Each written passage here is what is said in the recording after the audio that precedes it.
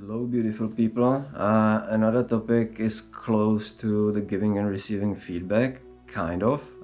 It will be about setting up your goals and their review, which you do in big companies, tech companies or corporates on a yearly basis, sometimes twice a year. And these goals and reviews, first time I've experienced that it was, I don't know, 8 years ago, let's say. It was a BS for me, and it was my problem. I had bias against this, and later I've experienced that it can be worthwhile, and I've tried to let's say play the game, and when we are in the situation like we have to do it anyway, so why not to try to do it in a good way for us as well as for others.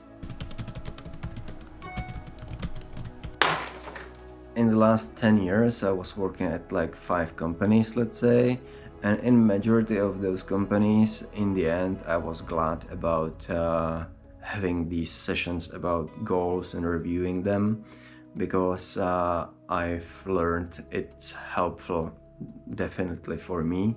It's definitely helpful for your manager as well. Like this kind of thing is for you and your manager.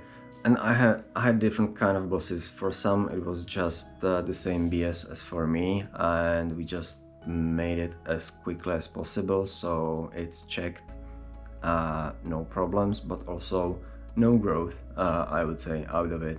And I had some bosses who really genuinely cared about those goals and their reviews.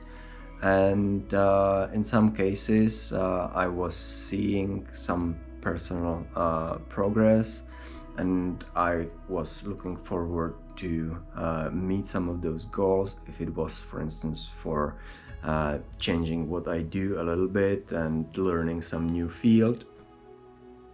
So that was really beneficial.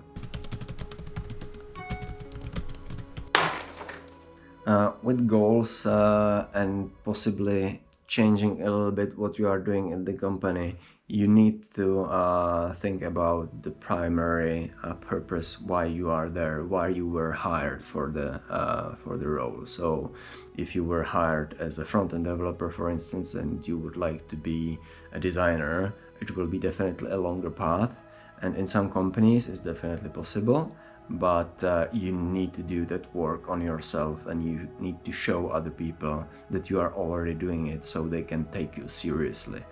If it's just a small part, like you are a front-end developer or designer using specific tool and you want to try another one or a different kind of framework, it should be definitely easier setting up goals like that.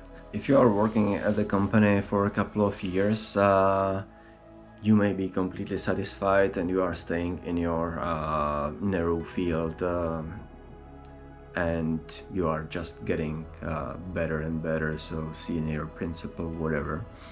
But it can happen that you would like to change a team, you would like to change the work you are doing, as I mentioned, and the only thing how to achieve those is during those conversations.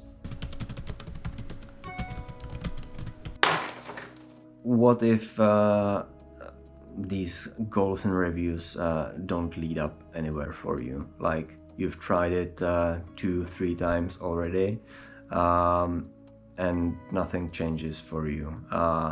Either it can be you or it could be them. In any case, if it's you, it's kind of easier, you can work on it. If it's on them, you might end up in a situation where you see it's unsolvable, and whatever you want to do, want to change within company, it's not possible. So in that case, it's better to, I would say, it's better to chill out, not push on it that much, and maybe find a different job in a different company. Only a couple of years back, I've learned to track everything what I do.